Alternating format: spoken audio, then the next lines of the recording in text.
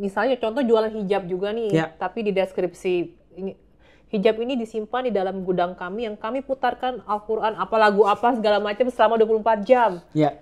Itu definisi menjual agama nggak kalau kayak gitu? Banyak orang yang berbisnis menggunakan tameng rezeki sudah diatur untuk membenarkan strategi bisnis yang nggak etis seperti ATM. Amatin, tiru, murahin. Oke. Bagaimana Islam memandang praktik ini dan ada nggak sih batasan moral dalam meniru kompetitor? Apa pandangan Ko Felix tentang pinjaman riba dalam kondisi darurat? Apakah itu bisa dibenarkan jika itu adalah satu-satunya cara untuk menyelamatkan bisnis?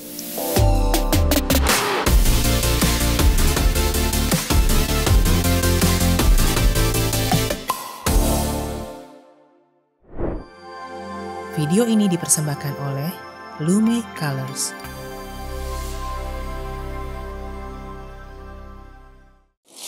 Oke, ini aku pertanyaan titipannya dulu deh.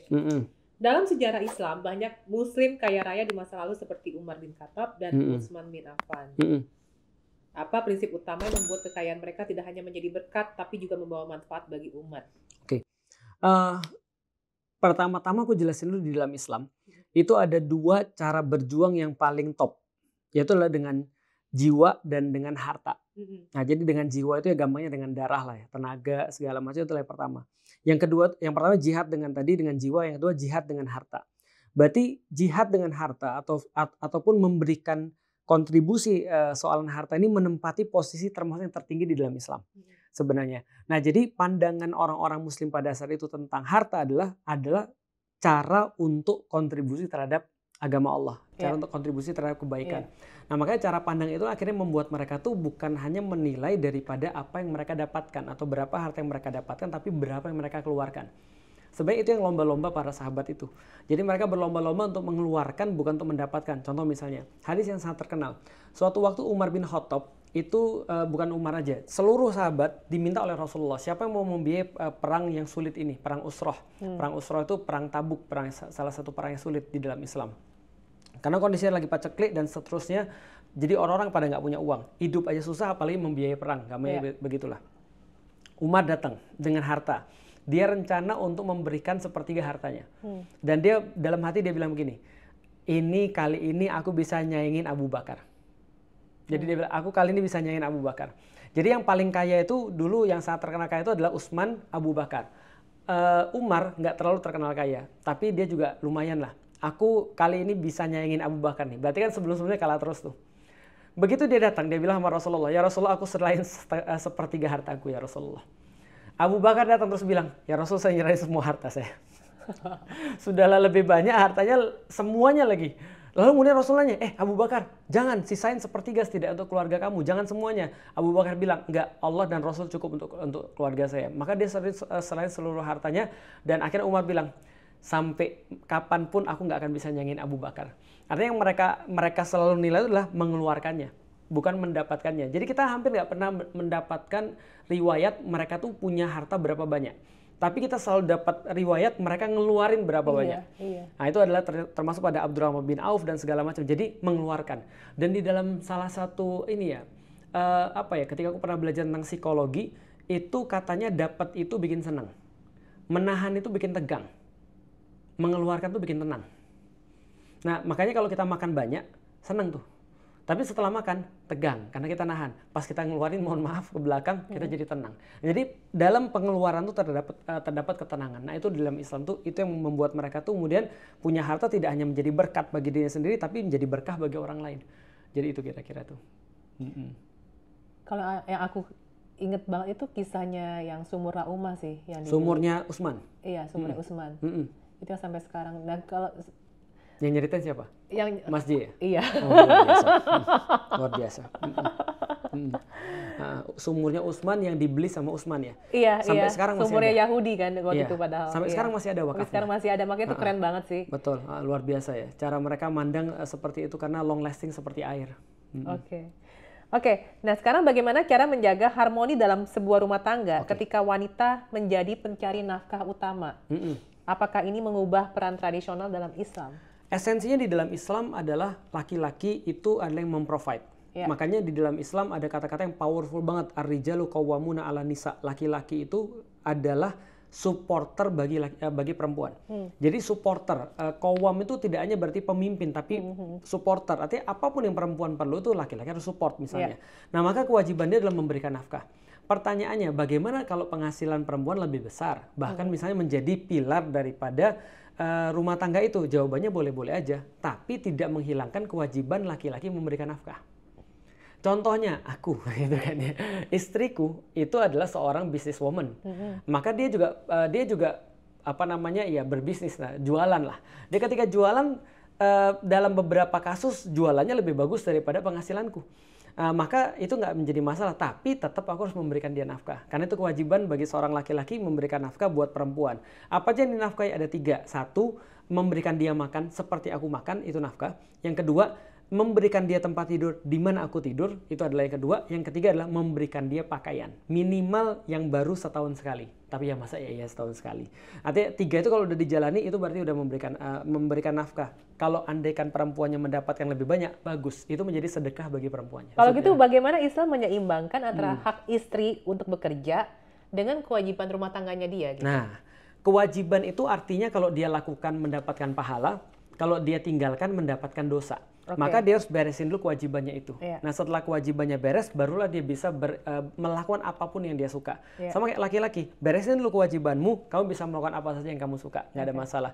Jadi contoh kayak istriku misalnya ya, dia akan nanya sama aku, Bi, oke nggak kalau aku gini? Oke, nggak ada masalah, jalan aja. Kalau kayak gini oke, jangan deh. Nanti kalau kamu kayak gini kan berarti kan kamu mau pergi ya. Aku kan padahal kan aku pengen sama kamu kayak gini. Ya udah kamu nggak usah aja. Tapi kalau ini boleh. Ya nggak apa-apa sih. Aku juga ada di luar. Kamu nggak apa-apa. Kayak sekarang nih dia lagi bikin acara makan-makan sama karyawannya nih. Dia lagi bikin acara makan-makan pempek bareng-bareng. Nah artinya dia bilang nggak apa-apa kan? Kan Abi di luar juga. Ya nggak apa-apa. Terus tiba-tiba dia tadi jam 12 makanya aku agak telat ketika kesini. Tiba-tiba dia bilang, Abi boleh ikut nggak? Aku boleh aja. Terus dia bilang nggak jadi deh, lupa ada acara kan gitu. Ya, tinggal diobrolin karena ada acara tadi makan-makan. Nah, dia akan ngambil acara-acara dia untuk diri dia sendiri atau untuk komunitas dia atau untuk teman-teman dia ketika aku lagi di luar. Tapi begitu aku balik, aku bilang aku orangnya tanpa bawa agama ya. Aku tuh orangnya tradisional. Aku laki-laki tradisional banget. Aku laki-laki warisan bapakku. Bapakku bilang selama aku bisa provide kamu nggak usah keluar. Itu kata bapakku pada ibuku dulu. Maka aku bilang, aku juga laki-laki lemah, aku laki-laki lemah banget. Aku laki-laki ketergantungan, aku laki-laki tradisional. Aku mau ketika aku pulang istriku ada di rumah. Aku cuma minta itu aja sih. Pokoknya kamu mau ngapain terserah, yang penting aku pulang, kamu ada di rumah. Kalau begitu aku pulang, gak ada dia di rumah, itu rumah kayak gak ada ruhnya. Jadi maksud tuh aku jadi kayak apa ya, lost gitu maksudnya. Jadi itu aja sih yang aku minta sih. Nah sekarang kan juga Bunda Khadijah, itu kan juga dulu sebelum menikah dengan Nabi Muhammad juga pebisnis kan? Betul. Nah banyak sekali cewek-cewek tuh yang nanya ke aku, Ci bisa nggak minta dari sudut pandangnya Ko Felix menceritakan gimana seorang pebisnis muslimah di zaman dulu tuh menjalankan bisnisnya? Itu luar biasa. Bunda Khadijah itu adalah saudagar kaya banget. Dan dia punya banyak fans juga yang pengen nikahin dia selain Nabi Muhammad, tapi dia kan pengennya sama Nabi Muhammad ya, karena Nabi Muhammad punya karakter yang bagus. Nah artinya tidak menjadi masalah bagi seorang perempuan untuk berekspresi, untuk bekerja ataupun untuk untuk ya menghabiskan waktunya dengan cara yang dia suka. Bahkan seorang laki-laki harus provide itu. Ingat, laki-laki adalah supporter bagi seorang perempuan. Begitu aku nikah, aku bilang sama istriku gini, apa yang kamu mau lakukan untuk ekspresimu, untuk dirimu sendiri atau untuk dakwahmu segala macam. Dia bilang, wah aku juga bingung. Ya udah aku coba arahin, mau masak, mau jahit, mau untuk bisnis, jualan, satu lagi apa ya, lupa aku. Pokoknya aku kasih pilihan lah. Dia akhirnya bilang, aku mau belajar jahit aja deh, aku mau jualan baju. Akhirnya kita anterin ke balai latihan kerja. Karena waktu itu kita lagi kondisinya lagi nggak memungkinkan untuk langsung belajar kayak yang ahli. Kita anterin, aku yang anterin naik motor gitu kan ya. Lalu dia belajar dan segala macam. Tapi setelah itu dia bilang, nggak jadi deh, mau masak aja. Udah kita beliin kuali, kita beliin alat-alat masak. Lama-lama dia bilang mau dagang, ya udah kita beliin HP dan segala macam. Sebagai tugas seorang laki-laki adalah memastikan mereka punya ekspresi tadi. Nah, jadi salah ketika seorang perempuan itu harus cuma di sumur, kasur dan dapur. Seperti sumur, kasur, dapur. Ya kan, itu kan pandangan orang kan. Nah, apakah kemudian salah perempuan yang kemudian cuma di sumur, kasur dan dapur? Tidak juga. Artinya tidak, menurutku ya, tidak salah satunya harus direndahkan juga. Makanya yang aku nggak suka, yang aku kritik pada feminisme itu juga adalah ketika mereka justru menganggap yang ini rendah dan menganggap seolah-olah ketika orang-orang itu dikerja di kantoran, mereka ngejar karir, mereka berbisnis, inilah perempuan yang seharusnya. Tapi mereka mau memandang rendah yang kayak gini. Menurutku yang kayak gini justru punya problem tersendiri, punya punya challenge tersendiri dan punya nilai value tersendiri yang juga nggak bisa digantikan juga. Artinya ada orang-orang yang kayak aku yang proud dengan ibuku yang setiap hari di rumah. Itu kan ya. Ada orang-orang yang proud dengan ibunya ketika dia bisa untuk ngurusin dia sampai kemudian ngejar karir. Ada orang-orang yang proud dengan ibunya yang single parents. Tapi masih tetap kemudian untuk bisa untuk ngurusin anak-anaknya. Bagiku tidak bisa direndahkan satu sama lain. Kita nggak bisa bilang, oh yang karir itu tidak sayang sama anak-anaknya. Nggak juga gitu. Gitu kan ya. Ada orang bilang gini, biasalah pakai contoh. Anakmu dititipin pada pembantu ya. Emang kamu mau menitipkan permata sama pembantu? Berarti anakmu kamu nitipkan sama pembantu, berarti anakmu lebih rendah dong nilainya daripada permata. Nggak gitu juga ceritanya. Kita nggak tahu setiap orang tuh punya kesulitan apa aja. Maka yang perlu kita lakukan adalah ngelihat orang-orang ini selama kewajibannya masih terlaksana, maka ekspresi hidupnya mau seperti apa, itu adalah yang harus kita dukung sebagai seorang laki-laki. Kalau pandangan laki-laki. Kalau pandangan perempuan, maka setiap perempuan yang memudahkan suaminya, itu salah satu pintu surga. Enak ya? Jadi memudahkan itu maksudnya apa? Bantuin dia. Bentar, ini takutnya nanti disalahartikan juga karena bukan khawatirnya ya. Karena banyak cowok-cowok yang zaman sekarang diklaim oleh para wanita tuh bajigur ya juga ya. Banyak memang. Malah ada yang menjustifikasi, cewek-cewek sekarang kan pada kerja, lu kerja dong bantu-bantu ekonomi keluarga. Nah, itu dia. Malah cowoknya yang nyuruh dirinya kerja. Kalau cowoknya yang nyuruh, jangan. Karena ada beberapa kata-kata yang kalau dikeluarkan sama laki-laki jadinya salah. Iya. Harusnya itu dikeluarkan dari perempuan. Atau laki-lakinya bisa bilang, kamu mau nggak kalau kayak gini? Kalau kamu nggak mau nggak apa-apa, karena ini tugas aku. Tapi kalau kamu mau, kamu bantuin aku. Karena Nabi Muhammad itu bucinnya salah satunya adalah ketika Bunda Khadijah itu sudah meninggal. Ya salah satu yang dia katakan adalah kenapa dia nggak bisa move on daripada Bunda Khadijah. 3. Yang satu adalah ketika orang nahan tangan dari dia, Bunda Khadijah ngasih semuanya. Yang kedua, ketika orang nggak beriman pada dia, Bunda Khadijah yang pertama kali beriman. Yang ketiga, dari Bunda Khadijah dia mendapatkan anak nggak dari yang lain. 3 itu. Nah berarti kemuliaan Bunda Khadijah itu salah satu terletak pada harta yang dia berikan. Pertanyaan selanjutnya. Ini aku jujur baca komentar ini sih, bukan bertanya, baca komentar. Ada yang nanya, waktu itu kayaknya ada yang memperlihatkan rumah Ko Felix deh, podcast.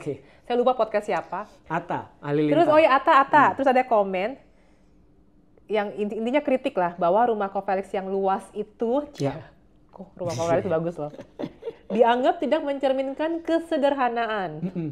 Bagaimana Ko Felix menanggapi kritik ini? Salah satu lagu yang aku suka itu ya, lagunya Jeco. Apa aku nggak dengerin tuh soalnya judulnya. Artinya apa juga aku nggak tahu. Judulnya Superman Can Fly. Itu masalah klasik orang-orang yang berada di dalam sorot lampu. Karena orang-orang yang di dalam sorot lampu itu tidak akan bisa cukup untuk cerita lagu itu ya. Tidak akan cukup untuk bisa menyenangkan orang lain. Dan peribahasa bahasa Arab yang akan kusampaikan dalam bahasa Indonesia adalah tidak mungkin mulut kita bisa menyenangkan. Kita tidak bisa mungkin untuk menyenangkan setiap orang.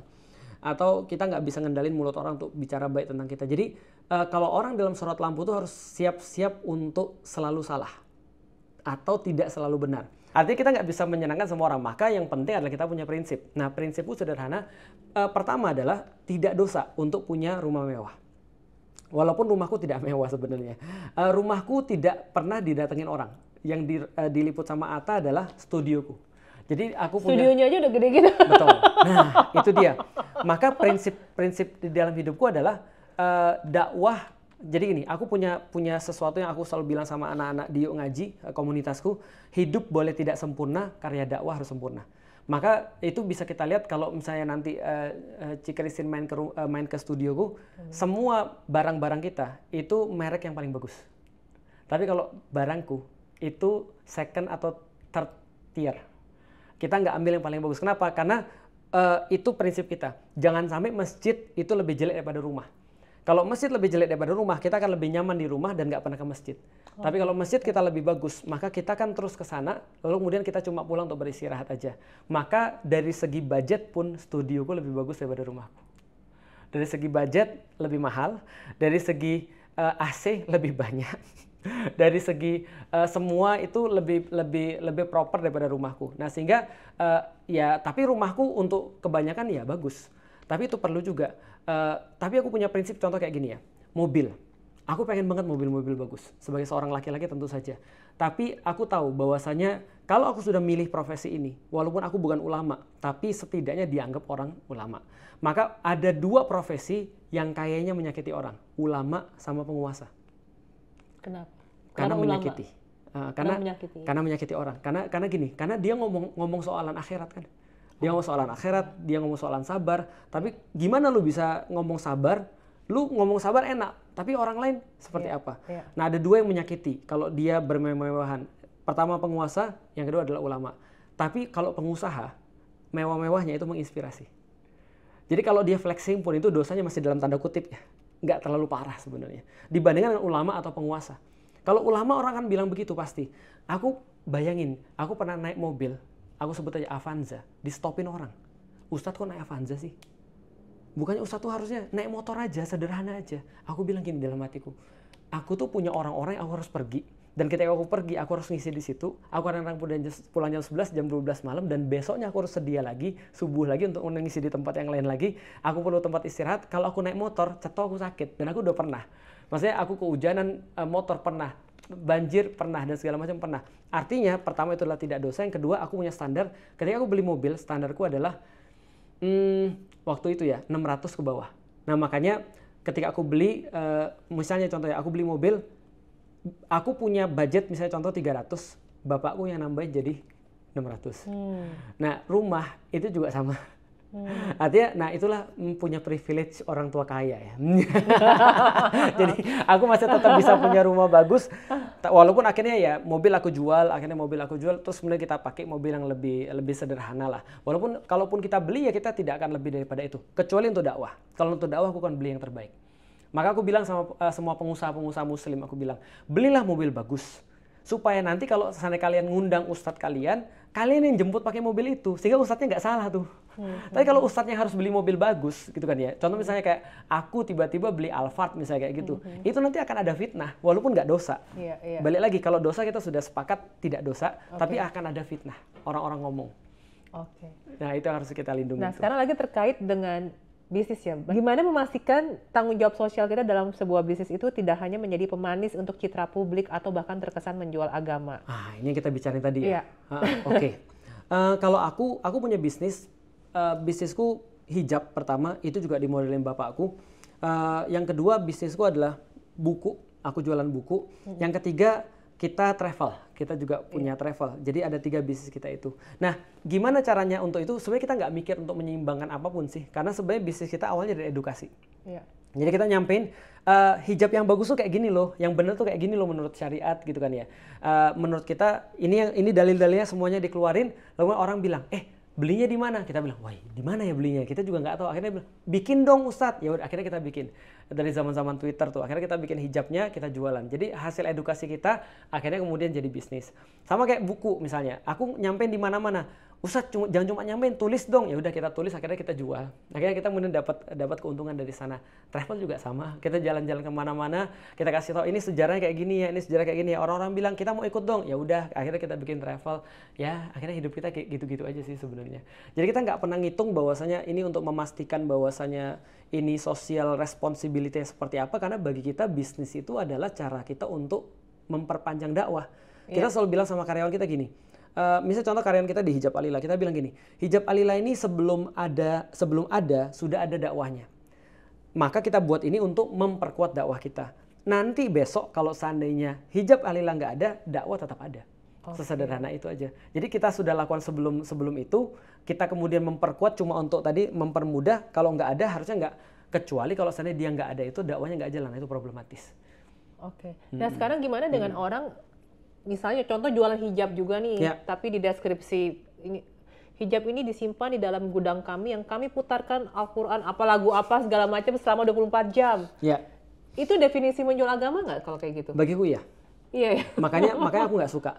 Makanya aku selalu bilang sama orang-orang, please jangan ditambah-tambahin. Contoh ya, 2,5% dimanfaatkan untuk dakwah Islam. Sebentar, itu urusanmu dengan Allah. Artinya kewajibanmu membayar zakat 2,5% itu udah wajib, nggak usah ditulis di situ. Gitu kan ya. Artinya kalau kamu mau menjual sesuatu pasti itu karena produkmu, bukan karena sesuatu yang lain. Ini jawaban yang sangat-sangat penting sekali. Ini adalah alasan yang sangat penting sekali. Kenapa? Karena kalau kamu ngomong seperti itu, besok kalau produkmu ada yang salah, yang disalahin bukan kamu, yang disalahin bukan produkmu, yang disalahin adalah Islam. Itu masalahnya. Kenapa aku nggak suka? Contoh ya, ada orang bilang, kami akan begini karena kami mendukung produk ini untuk kemudian ini. Begitu kemudian terjadi masalah nih, yang problem adalah Islam. Contoh ya, aku pernah punya teman yang tersangkut problem properti. Problemnya adalah bukan hanya problem itu sendiri, tapi propertinya sudah diganteng dengan nama properti syariah. Ini kan yang akhirnya orang bilang, ya udahlah. Memang tukang tipu tuh semua tuh yang syariah itu kelihatannya jenggotan, kelihatannya aja kayaknya jidatnya hitam, kelihatannya bertakwa beriman, padahal ternyata kelakuannya. Aku bilang ya Allah, yang disalahin bukan orang, yang disalahin adalah Islamnya. Nah itu yang aku bilang, please deh, tolong jangan buat orang beli sesuatu kecuali karena produkmu. Kalau andaikan kamu memang mau membuat orang, misalnya contoh dalam kasus yang lain ya, kecenderungan terhadap Islam boleh, tapi jangan sampai kamu promo Islamnya sehingga Islamnya yang disalahin itu. Betul. Jadi please ya, itu tanggung jawabmu. Don't blame it on Islam. Nah itu sih sebenarnya aku khawatir sebenarnya. Ko Felix juga pernah menyebut sedekah sebagai jalan keberkahan bisnis. Ya. Nah sekarang gimana kalau yang bisnisnya masih skala kecil yang justru masih struggling secara finansial? Itu mungkin bukan kata-kataku ya, tapi mungkin kata-kata orang lain ya. Karena kalau aku satu ide dengan masjid. Aku tidak memasukkan sedekah ataupun agama menjadi salah satu perhitungan bisnis plan. Artinya gini, ada perbedaan antara ikhtiar sama tawakal. Tawakal itu adalah kalau kita mau tawakal, dalam proses tawakal ini jangan melibatkan hitungan manusia. Kalau mau tawakal. Tapi kalau lagi mau ikhtiar, jangan libatkan perhitungan Allah di situ. Contoh misalnya ya, dia lagi bikin bisnis plan. Di situ ada 5% untuk dakwah. Please don't. Kenapa? Karena tadi kalau kamu lagi mau ngitunglah yang benar, jangan ngitung pertolongan Allah di situ. Jadi ini karena kita ini memang sih modal kita kurang nih dalam bisnis plan ini, tapi insya Allah ada pertolongan Allah. Nggak boleh. Please hitung sebab akibat aja. Tanya sama yang ahli. Tanya sama orang yang benar-benar ngerti. Cari tempat. Kayaknya aku sukanya di sini kenapa? Karena Allah senang dengan tempat-tempat yang mengingat mati. Jadi dibikin dekat kuburan. Jangan bisnis. Please, jangan bisnis. Tanya sama orang yang ahli. Kan gitu kan ya. Nah, maka dalam urusan sebab akibat, misalnya contoh kayak masjid buat konsep baru. Sarang semut. Itu kan ya. Gula dan semut. Maka itu kan logis banget tuh. Nah, maka kalau kamu hitung lagi bisnis plan, itulah selogis mungkin. Tapi kalau kamu lagi bahas tentang tawakal, jangan hitung duniawi. Contoh ya, tawakal ya. Aku yakin Allah pasti nolong aku. Aku yakin betul. Perhitungan, udah gak usah perhitungan. Aku yakin aku melakukan ini karena Allah pasti nolong aku. Tapi ketika kita lagi melakukan sebab akibat, please fokus ke sebab akibat. Ini agak sulit nih, tapi ini penting. Contoh, Rasul ketika lagi perang, Rasulullah itu doa panjang banget. Ya Allah tolong, ya Allah, ya tolong, ya Allah. Ini cuma kemenangan dari Engkau ya Allah. Tapi mereka lupa bahwa sebelum Rasul doa itu, Rasul bikin strategi yang paling bagus. Yang akhirnya membuat mereka menang. Secara logik orang bisa jelasin nih, kenapa bisa menang. Memang betul Badar itu 300 lawan 1000. Memang betul, nggak masuk akal tapi bisa menang. Memang betul ada pertolongan Allah di sana. Tapi secara logika bukannya bisa dijelasin juga. Kita ngomong sama orang nggak beriman misalnya, sama orang yang nggak ngerti tentang pertolongan Allah. Ini loh, Rasul nutupin sumur sehingga dia cuma punya sumur satu-satunya. Orang lain nggak bisa minum. Ya kan? Urusan pertolongan Allah ya udah, itu bahasan kita sudah, itu urusan tawakal, bukan urusan ikhtiar. Jadi kalau ikhtiar sebisa-bisanya ikut sehukum sebab akibat. Kamu mau rugi, kamu mau untung, tetap harus sedekah. Karena sedekah adalah pahala. Bukan harus tetap lebih bagus sedekah, karena sedekah sunnah. Jadi kalau kamu mau untung, kamu mau rugi, tetap lebih bagus sedekah. Artinya kalau kamu sedekah dapat, jangan dikaitkan sedekah itu sebagai sebab kamu dapat itu. Please jangan. Karena kalau nanti kamu kaitin, berarti besok kalau kamu sedekah lagi dan nggak dapat, seolah-olah Allah nggak nerima sedekah kamu. Padahal bisa jadi ujian itu juga pemberian Allah. Artinya jangan dikait-kaitin, itu nggak ada hubungannya. Tapi kalau contoh misalnya, aku buka Facebook Ads. Aku ngasih 5 juta Facebook Ads dengan terperinci nih, aku target ke sini, ini yang aku target dapat Facebook Ads dapat kemudian returnnya, keluarin 5 juta, returnnya 15 juta. Besok aku keluarin 10 juta, returnnya 75 juta. Oh berarti kalau aku keluarin 50 juta, returnnya harusnya lebih besar daripada 75. Itu benar. Tapi tolong jangan maksudnya sedekah sebagai kayak antum kayak Anda ke Facebook Ads. Ngerti, saya paham. Kayak gitu. Itu nggak ada sebab akibatnya. Gitu. Contoh ya, aku dibekam, sakit. Loh, bukannya bekam harus jadi sehat? Betul, aku tetap bekam, tetap karena itu sunnah, bukan karena supaya aku sehat. Jadi tolong jangan tahajud untuk dapat duit, tolong jangan sedekah untuk dapat duit. Nanti kalau nggak dapat, Anda nanti nyalain sedekahnya. Padahal bisa jadi yang Anda salah adalah karena Anda tidak berkonsultasi pada orang yang benar. Tanya sama orang yang sudah ahli dalam bisnis. Aku ketika mau mulai bisnis, aku tanya Mas Ci, Mas ini gimana bagusnya Mas? Ini sistemnya apa? Distributor Mas ya. Kayak gimana Mas distributor Mas? Kita seperti apa ngasih ininya Mas? Term-termnya seperti apa? Bayarannya seperti apa? Produknya seperti apa? Oh bagusnya begini, bagusnya begini, bagusnya begini. Mana produkmu? Aku masih ingat banget. Mas itu pernah dikasih produk cireng. Dimakan. Terus dia bilang, wah kayak sandal ini. Masih banget kalau ngomong. Aku bisa ngebayangin.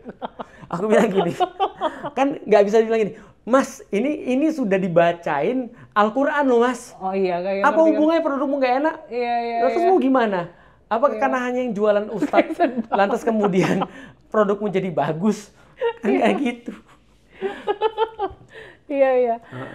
Oke, pertanyaan lagi. Apa pandangan Ko Felix tentang pinjaman riba dalam kondisi darurat? Apakah itu bisa dibenarkan jika itu adalah satu-satunya cara untuk menyelamatkan bisnis? Kalau bisnis itu berarti bukan darurat. Oh gitu. Darurat itu adalah kondisi yang kalau kita nggak melakukan kita mati. Nah kalau misalnya itu terjadi boleh. Kalau misalnya kita contoh mau melakukan apa, makan babi boleh. Ataupun kita maling boleh. Asal maling itu benar-benar untuk hidup ya. Jadi pernah terjadi di masanya Umar, ada orang maling, dia cuma maling beras untuk dimakan. Nah ketika kemudian dilakukan pada Umar bilang biarin, nggak ada hukum dalam masa paceklik. Kenapa? Karena orang itu bertahan hidup ketika saat itu. Nah maka kalau benar-benar darurat, maka apapun jadi boleh untuk melindungi nyawa. Islam sangat mementingkan nyawa orang. Tapi kalau bisnis nggak ada darurat.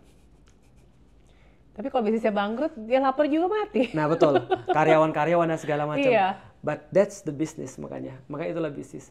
Dan in long term justru sebenarnya riba ini yang membuat problematika banyak sekali dalam urusan makroekonomi kan. Kita tahu bahwasanya ketika riba itu anak kandungnya adalah inflasi. Jadi ketika ada riba di satu tempat, riba itu kan kalau gampangnya creating money from thin air. Jadi ada bank, dia nggak punya apa-apa, aku punya 100, aku taruh di sana, harusnya kemudian pembukuannya 100, tiba-tiba kemudian dia bilang, oke, balikin 10% ya, oke. Lalu kemudian aku bilang 10% dipegang sama bank kemudian meminjamkan ini pada orang lain kan gitu kan, uangku ini. Aku dapat 10%, misalnya dia pinjemin lagi ke orang, misalnya taruh 15%, 5% selisihnya. Ada yang minjem misalnya, Cik Christine minjem berapa? 100 juta. Oke, dikasih sama bank. Ini pencatatannya sekarang ada 100 juta uang real, 100 juta uangku, bank juga nyimpan uang. Artinya pencatatannya masih ada. Otomatis dia jadi berapa dong? Minimal jadi 200 juta tuh uang beredar di lapangan. Artinya harga bakso yang awalnya 10.000, ketika uang beredar 100 juta, sekarang uang beredar 200 juta, dia akan naikin dong 15.000. Nah, artinya inflasi muncul tuh. Uang, bank dapat duit from the thin air. Dari mana? Dapat dari Cik Christine. Itu problematika terlalu besar. Jadi kalaupun darurat, I don't think so untuk bisnis.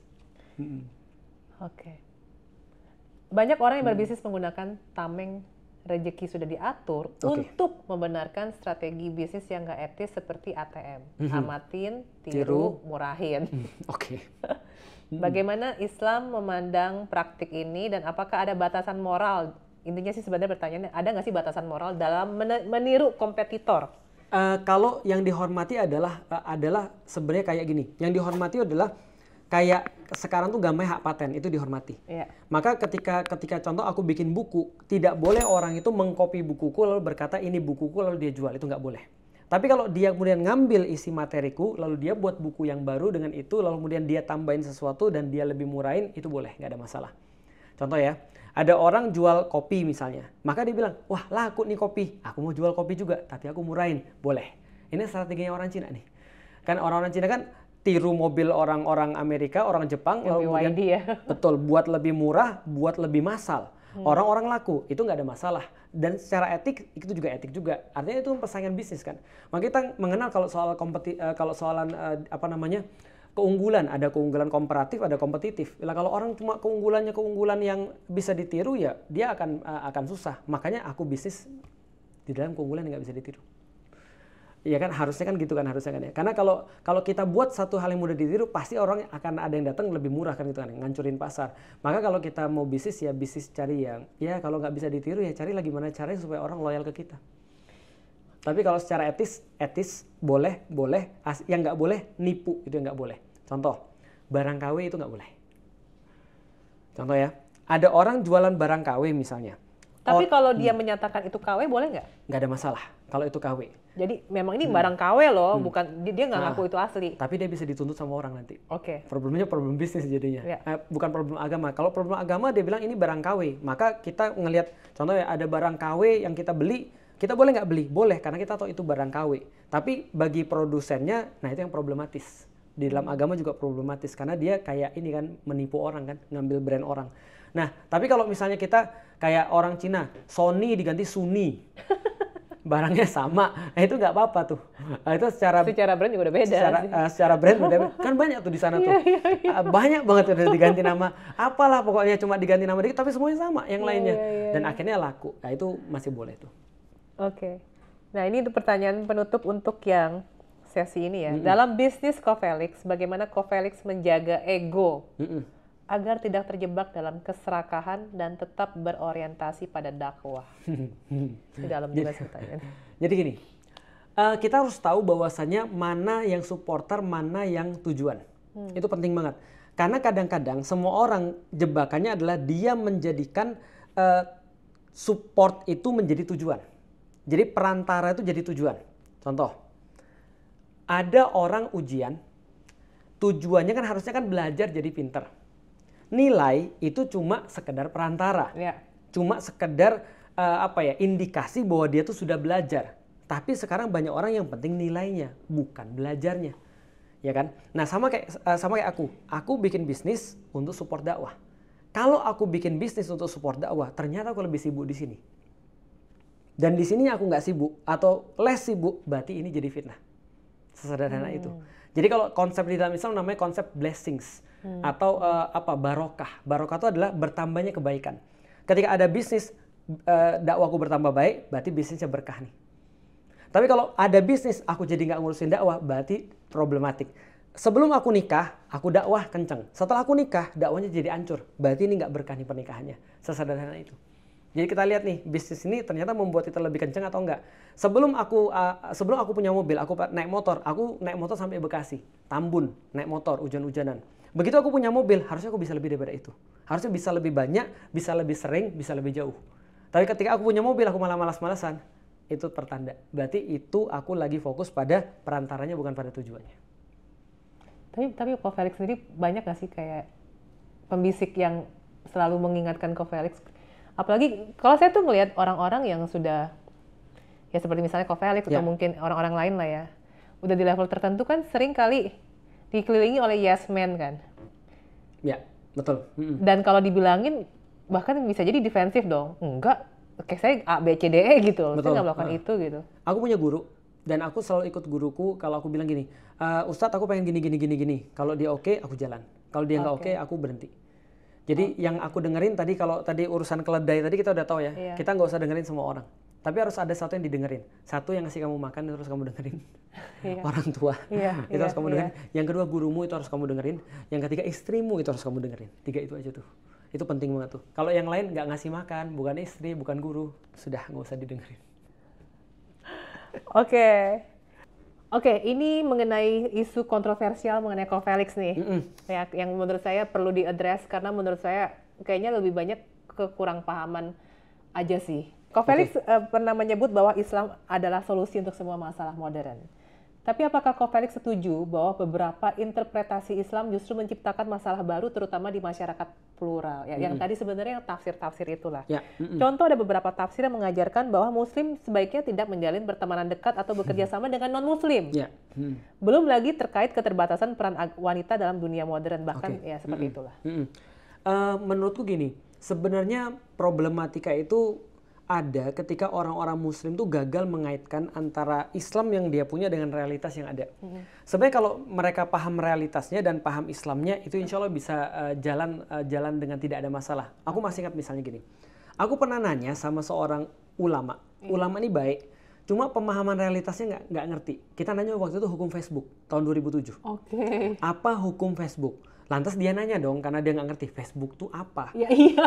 Karena yang dia ngerti kan cuma Islamnya kan. Iya. Nah, dijelasinlah sama santrinya. Facebook tuh Ustadz, ada tempat orang-orang bisa ketemu online. Biasa ketemu dengan selingkuhannya. Ketemu dengan cinta lama bersemi kembali. Ya, jadi nggak boleh lah. Dia bilang hukumnya haram. Iya iyalah kalau kayak gitu. Nah, jadinya kontraproduktif kan. Padahal sebenarnya kan nggak hukumnya haram. Bahkan waktu dulu pernah ada chat WhatsApp, itu muncul pertanyaan lagi. Bagaimana hukumnya ada orang ngechat berdua di WhatsApp? Apakah itu hukumnya sama seperti mereka berdua-duaan di tempat yang nyata?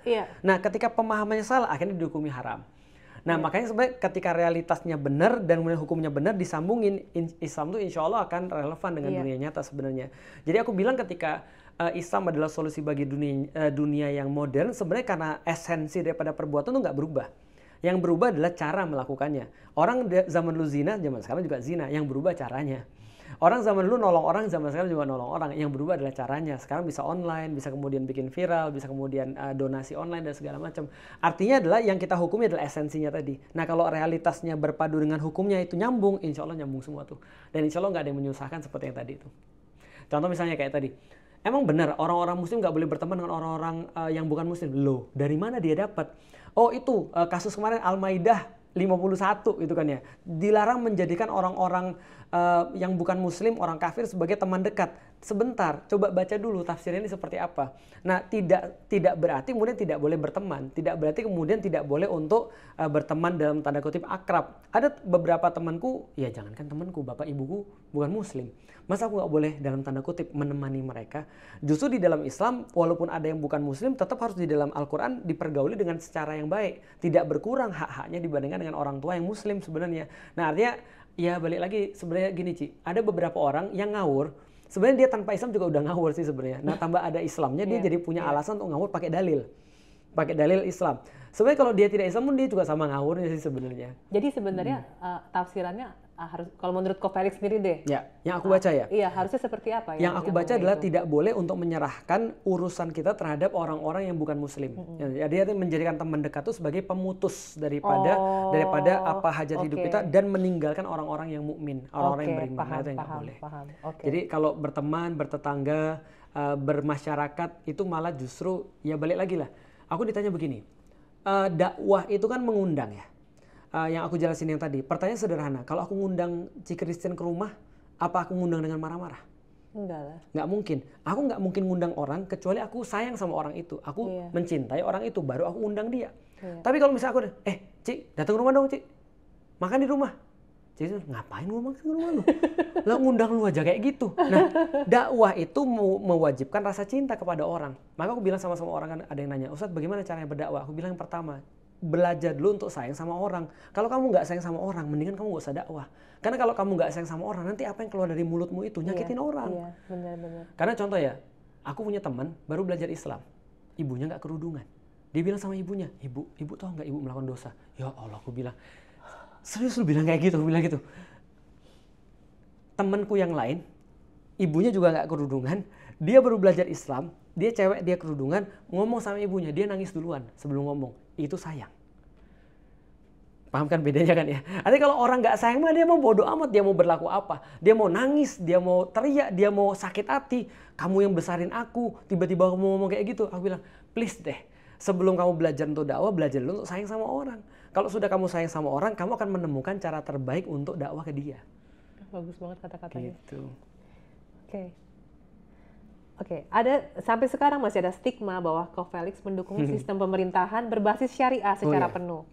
Dan ini membuat sebagian orang, bahkan sampai hari ini, membuat sebagian orang menganggap Ko Felix itu anti Pancasila.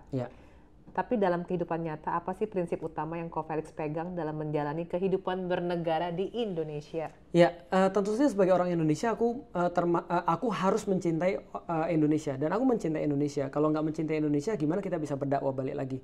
Maka kita bilang salah satu kesyukuran kita adalah salah satu maha presisinya Allah itu adalah Dia menempatkan hamba-hambanya di tempat yang paling pas. Berarti ketika aku ditempatkan di Indonesia, berarti ini adalah tanah tempat dakwahku. Ini adalah negara tempat aku diberikan amanah untuk berdakwah. Nah, kalau dikatakan aku anti Pancasila, itu juga aku bingung padahal.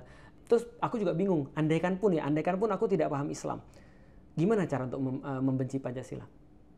Ada nggak caranya untuk membenci Pancasila? Sama kayak gini deh. Ada seorang ayah bilang sama anaknya, "Nak, nanti rajin menabung ya. Kalau punya duit jangan dihabisin. Hormat pada orang tuamu. Kalau nanti di jalan jangan lupa untuk kalau orang-orang yang susah kamu bantu." Kan nggak bisa dibenci tuh nasihatnya. Pancasila tuh simply adalah bagaimana para pendiri negara kita melihat sikap-sikap apa yang harus dimiliki oleh minimal orang-orang Indonesia, karakter-karakter wajib. Nah, maka karakter-karakter wajib itu ada di dalam Pancasila itu. Ya. Gimana kita bisa benci Pancasila? Kan nggak mungkin. Ya. Semuanya kan baik. Ketuhanan Yang Maha Esa, gimana aku bisa benci ketuhanan Yang Maha Esa? Mungkin lebih ke arah anti demokrasi kali ya. Nah, kalau demokrasi, aku punya isu dengan demokrasi. Dan bukan hanya aku yang punya isu dengan demokrasi, bahkan orang yang pertama kali yang kemudian di zaman dia demokrasi diciptakan, dia sudah punya isu, namanya Socrates. Socrates punya isu terhadap demokrasi. Nanti kalau panjang waktunya aku jelasin tentang demokrasi. Okay. Tapi kalau bagi teman-teman bisa nonton satu video bagus di YouTube, judulnya adalah Why Democracy Mathematically Impossible. Jadi itu udah dibahas sama Socrates, kenapa demokrasi ini tidak akan pernah menghasilkan pemimpin yang paling bagus, itu yang pertama. Yang kedua adalah mathematically impossible. Aku kasih sedikit clue-nya. Clue-nya begini. Kalau kita bahas tentang demokrasi ya, Socrates pernah bilang begini, demokrasi itu adalah privilege bagi orang-orang yang pintar. Aku sepakat itu. Jadi nggak semua orang boleh diminta pendapat tentang segala sesuatu. Contoh ya, ada seorang orang tua yang bilang sama anaknya, karena saya demokratis, saya tanya sama anak saya, kamu mau sekolah di mana? Menurut saya orang tua yang nanya pada anaknya kamu mau sekolah di mana, salah. Itu bukan orang tua yang benar. Mohon maaf. Iya. Gimana kamu bisa nanya sama anakmu? By the way, kalau anak kita ditanya dia mau sekolah di mana, aku kasih tahu clue-nya. Pertama, dia pasti akan ngomong sekolah tempat temannya sekolah. Bener banget. Yang kedua, dia akan cari yang lebih enak. Kasih itu case terjadi ke anak saya sendiri, oke. Nah betul kan, artinya kita kan orang tuanya. Iya. Dalam beberapa hal kita nggak bisa demokratis, kita nggak bisa nanya pada semua orang yang nggak ngerti. Problematika demokrasi salah satu yang paling utama adalah suara satu orang profesor itu sama dengan suara satu orang pengangguran. Betul. Atau suara satu orang penjahat. Betul. Itu problematik tuh. Jadi kalau orang jahatnya banyak gimana? Kalau orang jahatnya bisa dibeli gimana? Kalau sistemnya problem gimana? Nah, seringkali orang yang langsung mengecam pernyataan anti demokrasi segala macam itu karena tidak mengerti konteks demokrasi itu maksudnya seperti ini gitu. Nah, itu dia tuh. Makanya memang agak sulit kita harus mencerdaskan orang dulu sih. Oke, boleh 2 pertanyaan lagi, Ko Felix? Boleh banget. Oke. Bentar ya, Ko Felix ya. Jadi kalau Pancasila nggak ada isu, demokrasi ada isu. Iya. Oke. Ko Felix dalam berbagai wawancara podcast, bahkan tadi di awal kita ngobrol juga kan, Ko Felix tuh sering mengajak audiens untuk tidak mudah menghakimi seseorang. Betul. Karena hanya Allah lah yang maha mengetahui keadaan hambanya. Tapi di sisi lain ketika terjadi kebakaran LA di awal Januari tahun ini ya, 2025, Ko Felix beberapa kali posting di story bahwa ini adalah azab dari Allah gitu kan, akibat kejadian di Gaza. Jadi gini ceritanya, pertama aku nggak pernah posting itu sebenarnya. Aku posting semoga menjadi pelajaran bagi kita semua. Tapi aku nggak pernah posting azab. Bahkan aku ngasih satu video penjelasan yang aku bilang bahwa kita tidak boleh membuli siapapun dalam kondisi musibah. Nah, tapi orang-orang waktu itu adalah ada beberapa orang yang ngira postingan itu adalah seolah-olah aku ngebully mereka, bahwa seolah-olah ini azab. Bahkan di videoku di YouTube yang sampai sekarang masih bisa diakses, orang-orang bilang, sorry Ustadz, untuk kali ini aku nggak sepakat, karena aku senang ketika mereka kena azab. Karena bagaimanapun mereka membela. Aku bilang, nggak ada masalah kalau kamu merasa begitu. Cuman bagiku tidak layak kita untuk ngebully siapapun dalam musibah. Even itu bukan seorang muslim. Karena gini, aku pernah baca ada seorang ulama ketika dia pernah nanya sama orang tentang kebakaran yang terjadi di satu wilayah. Gimana rumahmu? Lantas yang ditanya ini menjawab ini, alhamdulillah rumah saya aman. Itu aja dimarahin sama ulama. Kok kamu bisa berkata alhamdulillah sementara saudaramu yang lain itu kena bakar? maksudnya rumahnya kebakaran. Nah, dia cuma bersyukur padahal dengan rumahnya selamat, tapi itu pun dalam tanda kutip tidak etis, karena seolah-olah kita bersenang-senang di atas penderitaan orang lain. Nah, termasuk yang terjadi misalnya, iya memang betul, maka aku bilang dalam video itu, aku bilang gini, betul wajar ketika ada orang bilang senang ketika itu terjadi, karena memang Amerika memberikan banyak sekali bantuan kepada Israel, bahkan paling banyak selama setahun terakhir untuk membombardir Gaza. Aku wajar kalian merasa kayak gitu, wajar juga kalau kalian merasa senang ketika ini terjadi lantas kemudian ada pengalihan daripada isu Gaza sehingga duit itu nggak bisa ke Gaza lagi, tapi aku bilang tetap tidak bisa dibenarkan. Karena kenapa? Karena bagaimanapun juga kita harus merasa namanya manusia, mereka punya hak yang sama. Balik lagi, kalau ada orang susah masa kita senang? Nah, terus aku bilang balik lagi, by the way, kalau misalnya ada orang di sana nih mau belajar tentang Islam nih, mereka udah interest dengan Islam, dan kita tahu banyak sekali orang-orang Amerika interest dengan Islam semenjak ketika masalah Gaza. Terus ketika itu terus kita ketawain, mereka akhirnya backfire nggak sih? Oh jadi ini, jadi kalian nunjukin sifat asli kalian nih. Susah-susah orang Gaza nunjukin, orang Gaza itu setauku ya, tidak ada satupun yang ketika mereka diwawancara misuh. Yang misuh kita, dasar Israel, itu kita yang misuh tuh. Mereka nggak pernah, mereka cuma bilang, ya Allah semoga saya bisa mengucapkan sesuatu yang kau ridhoi aja ya Allah. Jangan saya mengucapkan sesuatu yang kau nggak ridho. Ya Allah buat saya sabar, ya Allah ambil sampai kamu ridho. Kita nggak pernah lihat itu. Mereka udah ngurusin dunia nih, ngasih contoh yang baik. Tiba-tiba kita ruin semua itu. Dan tiba-tiba ada banyak ustadz juga bilangin, boleh kita bersyukur dan bergembira atas kemudian cobaan yang menimpa orang-orang yang bukan muslim. Aku bilang benar. Dalam tanda kutip itu benar. Tapi coba lihat dulu dong kondisinya seperti apa. Ini kondisinya ada orang lagi berduka, kita tahu wajar ketika mereka senang. Benar. Cuma problemnya apakah semua harus mengucapkan seperti itu. Yang tadi seperti Cik Christine bilang, kalaupun kamu senang, udah diem aja. Dan by the way, setelah aku bikin video itu merinding aku. Ternyata ada salah satu jamaah aku yang di situ. Aduh. Coba bayangin, bisa bayangin nggak kalau aku bilang syukurin itulah azab Allah, berarti dia termasuk yang kena azab dong. Ada temenku yang lagi di situ, rumahnya 15 km dari tempat kebakaran itu. Dia baru aku utus WhatsApp, gimana aman? Aman Ustadz, alhamdulillah. Walaupun tadi ya balik lagi kalau misalnya aku ulama aku marahin, tapi kan aku bukan ulama ya. Tapi ya akhirnya kita jadi tahu kan bahwa saya yang rugi bukan hanya dalam tanda kutip so called orang-orang yang nggak suka sama Muslim gitu, maksudnya ada orang-orang yang juga mendukung orang-orang Muslim atau orang-orang Gaza yang juga di situ kena. Kita nggak bisa, kalau kita nggak suka collective punishment seperti yang dilakukan oleh Israel kepada Gaza atau orang-orang Muslim yang ada di Palestina, kita juga nggak boleh collective punishment dong pada orang. Kita nggak suka dengan misalnya Trump atau Biden, kita nggak bisa dong kemudian untuk collective punishment sama semua orang. Jadi aku pikir ya aku termasuk orang yang dalam tanda kutip ya, orang-orang banyak, itu unpopular opinion yang aku buat. Jadi banyak orang merasa aku harusnya nggak gitu, aku harusnya ikut condemn juga. Aku nggak mau, aku bilang aku nggak seperti itu harusnya. Aku cuma bilang bahwa saya coba pikir mudah-mudahan ini jadi pelajaran bagi kita semua. Maksudku apa? Aku jelasin dalam video itu, maksudku adalah coba lihat nih, bagaimana ketika ada terjadi kebakaran di situ, sedih kan? Nah sekarang mungkin kalian bisa relate dengan apa yang terjadi di Gaza. Tapi aku nggak nyukurin mereka. Gitu. Oke, kali ini beneran pertanyaan penutup. Oke. Ko Felix kan selama ini dikenal sebagai sosok yang tegas dalam menyampaikan dakwah dan cerdas luar biasa. Makanya saya nggak percaya Ko Felix bilang malas.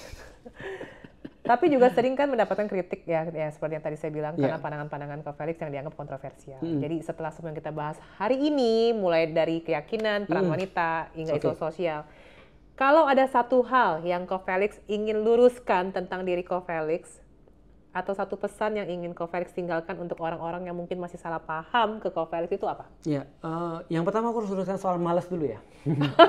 Karena gini, yang paling gak penting lagi Ko Felix. Steve Jobs itu pernah bilang begini, it takes a lot of work to make things simple. Iya. Jadi yang membuat dunia ini berubah adalah orang-orang malas sebenarnya. Iya. Karena orang-orang malas itu dia harus tetap bertahan dalam kemalasannya. Oh berarti sebenarnya pas menyebut malas itu pujian dong ya? Aku senang dipuji orang. Karena orang malas tuh mengubah dunia. Karena dia malas gitu maksudnya. Karena dia nggak mau dunia itu gini. Lah. Betul. It takes a lot of work to make things simple. Yang kedua, sebenarnya gini, aku selalu sampai sekarang ya, aku berusaha untuk tidak pernah untuk, jadi gini, aku tahu dalam komunikasi itu audiens itu memegang satu peranan penting. Tapi ini bukan kekuasaanku. Sehingga aku nggak pernah untuk mempertimbangkan audiens jadi bagian daripada dakwahku. Berarti kalau ada orang nih yang masih bilang, aku tahu banyak banget orang-orang masih bilang Felix tuh udahlah gak usah dengerin segala radikal dan segala macam. Berarti itu sepenuhnya adalah salahku. Sepenuhnya adalah tanggung jawabku. Kenapa? Karena itu yang diajarin sama Rasulullah. Rasulullah ketika ditanya satu masa yang paling sulit dalam hidup dia adalah ketika dia ditolak di Taif, dilemparin batu, terus kemudian dia pergi ke satu kebun anggur, di situ dia ngadu pada Allah, mungkin satu-satunya dia ngadu pada Allah, dia bilang gini, ya Allah maafin aku ketika aku masih punya strategi yang tidak terlalu bagus dan kelemahanku dalam dakwah. Nah bagiku itu adalah itu takes responsibilities. Yeah. Kata orang begini, dunia motivasi mengatakan kalau kamu masih nyalain orang lain atau kamu masih merasa kamu belum diterima karena orang lain nggak mau nerima kamu, berarti kamu turn off otakmu. Ketika kamu turn off otakmu, kamu nggak mikir ini gimana, how to-nya itu nggak ada. Tapi kalau kita terima, oke ini salahku, is on me, maka kita turn on otak kita. Kalau turn on otak kita akan cari cara baru. Itu yang aku bilang setiap hari aku bangun dengan pertanyaan itu. Gimana dakwahku agar lebih mudah diterima oleh orang, lebih banyak diterima oleh orang, lebih masif diterima oleh orang. Aku bangun dengan pertanyaan itu tiap pagi. Tapi kalau aku misalnya mengatakan, aku nggak kayak gitu kok, kalian salah dengan aku nggak kayak gitu. Untuk apa? Yang kata Ali bin Abi Thalib, jangan mencoba menjelaskan dirimu pada siapapun, karena yang benci tidak akan percaya, yang mencintai tidak perlu itu. Artinya udah kita jalan dengan pertanyaan kita sendiri aja, ya udah is on me. Ya, kita turn on otak kita, pikir gimana caranya dakwah kita lebih mudah diterima. Luar biasa. Oke, makasih Ko Felix. Siap, makasih. Gila, udah 3 jam loh total. Wow. Luar biasa. Podcast terpanjang. Oh, serius? Emak-emak, ada power of emak-emak maksa 3 jam. Terima kasih juga buat yang udah nonton. Semoga bisa menginspirasi. Makasih juga buat Cikrisin juga banyak sekali dapat dari teman-temanku. Aku kan, aku nggak tahu ya, kayaknya circle kita kayaknya beda banget ya. Oh ya? Aku nggak tahu, aku baru tahu Cikrisin ketika Cikrisin bikin shoot out soalan itu kan, soalan mental itu. Iya. Tapi teman-temanku ternyata banyak yang tahu Cikrisin. Oh gitu ya? Ya aku juga, oh itu, wah ini yang ngasih tahu bukan aku yang tahu, tapi teman-temanku yang ngasih tahu. Jadi banyak teman-temanku yang pebisnis juga, atau yang senang dunia motivasi dan segala macam. Mereka juga senang sama Cikrisin katanya. Jadi aku cuma nyampein wakil dari mereka juga. Thank you banget Ko Felix. Sama-sama, makasih. Oke guys, sampai di sini, sampai jumpa di video saya selanjutnya ya. Dadah. Bye. Tidaklah masalah berapa kali kita gagal. Tidak penting berapa kali kita hampir berhasil. Kecewa karena gagal itu masih jauh lebih baik daripada menyesal tanpa melakukan sesuatu. Yang perlu kita lakukan hanyalah belajar dari kegagalan itu dan dari orang-orang di sekitar Anda, dan yakin kalau kita pun bisa bangkit. Janganlah takut dengan kegagalan, karena jalan menuju kesuksesan adalah dengan selalu mencoba setidaknya 1 kali lagi. Dan ketika kita mencapainya, semua yang tidak tahu kisahmu hanya bisa berkata betapa beruntungnya Anda.